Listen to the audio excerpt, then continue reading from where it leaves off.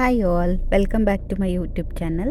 ಇವತ್ತಿನ ರೆಸಿಪಿ ನಾನು ಶೇರ್ ಮಾಡ್ತಿರೋದು ಕಡಾಯಿ ಮಶ್ರೂಮ್.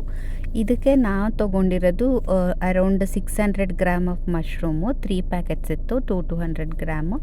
ಆಮೇಲೆ ಫಸ್ಟು ಮಶ್ರೂಮ್ನ ನೀಟಾಗಿ ಒಂದೊಂದೇ ವಾಶ್ ಮಾಡ್ಕೋಬೇಕು, ಯಾಕೆಂದರೆ ಅದರಲ್ಲಿ ತುಂಬ ಗಲೀಜಿರುತ್ತಲ್ವ. ಅದಾದಮೇಲೆ ಏನು ಮಾಡಬೇಕು, ಅದನ್ನು ಚೆನ್ನಾಗಿ ಸೋರಕ್ಕೆ ಇಟ್ಬಿಡಬೇಕು, ನೀರೆಲ್ಲ ಕಂಪ್ಲೀಟಾಗಿ ಹೋಗಬೇಕು. ಮತ್ತು ಅದಾದಮೇಲೆ ಸ್ವಲ್ಪ ಆಯಿಲ್ ಹಾಕಿ ಅದರಲ್ಲಿ ಇಲ್ಲಿ ತೋರಿಸ್ತಿರೋ ಸ್ಪೈಸಸ್ ಎಲ್ಲ ಹಾಕ್ಕೋಬೇಕು.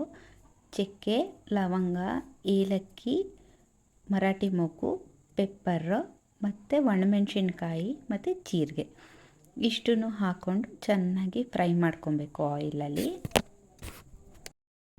ಲೋ ಫ್ಲೇಮಲ್ಲೇ ಫ್ರೈ ಮಾಡ್ಕೋಬೇಕು. ಅದು ಸೀದಿರೋ ವಾಸನೆ ಬಂದರೆ ರುಬ್ಬಿದಾಗ ಮಸಾಲೆ ಚೆನ್ನಾಗೋದಿಲ್ಲ. ಅದಾದಮೇಲೆ ಅದಕ್ಕೇ ಶುಂಠಿ ಮತ್ತು ಬೆಳ್ಳುಳ್ಳಿ ಹಾಕಿ ಮತ್ತೆ ಅದನ್ನು ಫ್ರೈ ಮಾಡ್ಕೋಬೇಕು.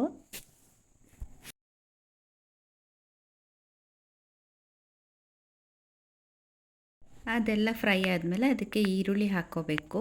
ಇದು ದಪ್ಪ ಸೈಜ್ದು 3 ಈರುಳ್ಳಿ ತೊಗೊಂಡಿದ್ದೀವಿ.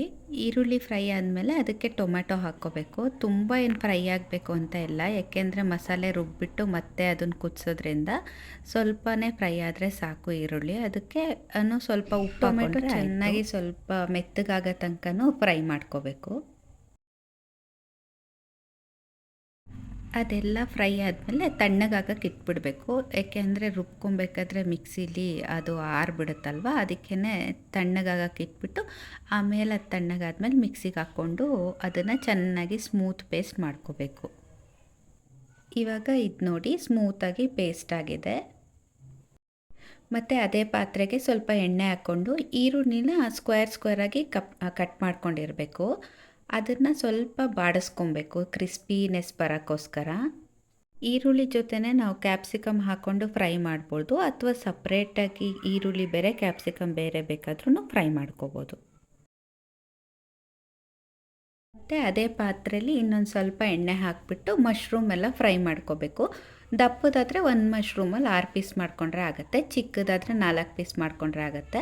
ಆಮೇಲೆ ಮಶ್ರೂಮ್ ಫ್ರೈ ಮಾಡಬೇಕಾದ್ರೆ ಉಪ್ಪು ಹಾಕಬಾರ್ದು, ಮತ್ತು ಹೈ ಫ್ಲೇಮಲ್ಲೇ ಮಾಡಬೇಕು, ಯಾಕೆಂದರೆ ಅದು ಮಶ್ರೂಮ್ ನೀರು ಬಿಟ್ಕೊಳ್ಳುತ್ತಲ್ವ, ಮತ್ತು ಗ್ರೇವಿಗೆ ಹಾಕಬೇಕಾದ್ರೆ ಚೆನ್ನಾಗೋದಿಲ್ಲ.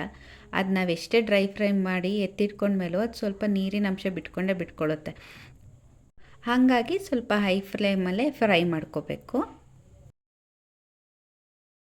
ಇವಾಗ ಆಲ್ಮೋಸ್ಟ್ ಮಶ್ರೂಮ್ ಫ್ರೈ ಆಗಿದೆ. ಇದನ್ನು ಸಪ್ರೇಟಾಗಿ ಎತ್ತಿಟ್ಕೊಳ್ಳೋಣ.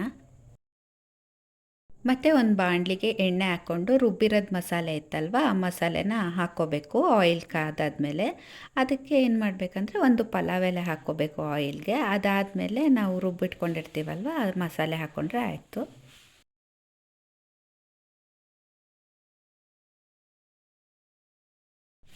ಈ ಮಸಾಲೆ ಸ್ವಲ್ಪ ಹಸಿ ವಾಸನೆ ಹೋದ್ಮೇಲೆ ನಾವು ಮಿಕ್ಸಿಲಿ ರುಬ್ಬಿರ್ತೀವಲ್ವ ಅದರದ್ದೇ ನೀರನ್ನು ಚೆನ್ನಾಗಿ ಮಿಕ್ಸ್ ಮಾಡ್ಕೊಂಬಿಟ್ಟು ಇದಕ್ಕೆ ಹಾಕಿದರೆ ಆಯಿತು. ಮತ್ತು ಇದು ಚೆನ್ನಾಗಿ ಕುದಿಬೇಕು, ಹಸಿ ವಾಸನೆ ಎಲ್ಲ ಹೋಗಬೇಕು ತರಕಾರಿ ಹಾಕೋಕ್ಕೆ ಮುಂಚೆ.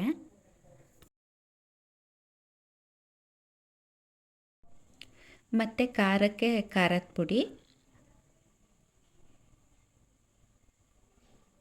ಆಮೇಲೆ ಅರಶಿನ,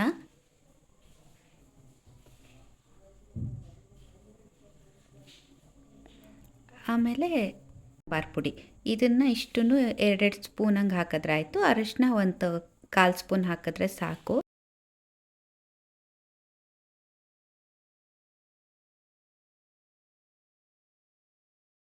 ಅದೆಲ್ಲ ಮಸಾಲೆ ಎಲ್ಲ ಚೆನ್ನಾಗಿ ಕುದ್ದು ಹಸಿ ವಾಸನೆ ಹೋದ್ಮೇಲೆ ಅದಕ್ಕೆ ಮಶ್ರೂಮು ಮತ್ತು ನಾವು ಕ್ಯಾಪ್ಸಿಕಮ್ಮು ಮತ್ತು ಈರುಳ್ಳಿ ಫ್ರೈ ಮಾಡ್ಕೊಂಡಿರ್ತೀವಲ್ಲ ಅದನ್ನೆಲ್ಲ ಹಾಕಿ ಚೆನ್ನಾಗಿ ಮಿಕ್ಸ್ ಮಾಡಿ ಅದು ಒಂದು ಕುದಿ ಬರೋ ತನಕ ಕುದಿಸ್ಕೊಬೇಕು.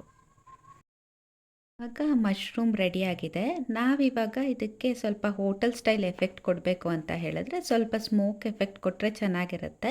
ಈ ಸ್ಮೋಕ್ ಎಫೆಕ್ಟ್ ಕೊಡಬೇಕು ಅಂತಂದರೆ ಇಡ್ಲಿ ಇರುತ್ತಲ್ವ, ಅದನ್ನು ಬಿಸಿ ಮಾಡಿಕೊಂಡ್ರೂ ಆಯಿತು, ಇಲ್ಲ ಕಾಯಿ ಚಿಪ್ಪನ್ನ ಸ್ಟವ್ ಮೇಲೆ ಇಟ್ಬಿಟ್ಟು ಬಿಸಿ ಮಾಡಿಕೊಂಡು ಅದು ಕೆಂಡ ಆದಮೇಲೆ ಅದನ್ನು ಒಂದು ಬಟ್ಲಿಗೆ ಹಾಕಿಟ್ಬಿಟ್ಟು ಅದಕ್ಕೆ ಸ್ವಲ್ಪ ತುಪ್ಪ ಹಾಕಿಬಿಟ್ಟು, ತುಪ್ಪ ಇಲ್ಲ ಅಂತ ಹೇಳಿದವ್ರು ಒಂಚೂರು ಆಯಿಲ್ ಹಾಕ್ಬೋದು. ಆಯಿಲ್ ಹಾಕ್ಬಿಟ್ಟು ಚೆನ್ನಾಗಿ ಲಿಡ್ನ ಕ್ಲೋಸ್ ಮಾಡಿಬಿಟ್ಟು ಇಟ್ಬಿಡಬೇಕು. ಅದು ಹೊಗೆ ಎಲ್ಲ ಆಚೆ ಹೋಗ್ದಂಗೆ ಅದರೊಳಗಡೆ ಸ್ಮೋಕ್ ಎಫೆಕ್ಟ್ ತೊಗೊಬೇಕದು.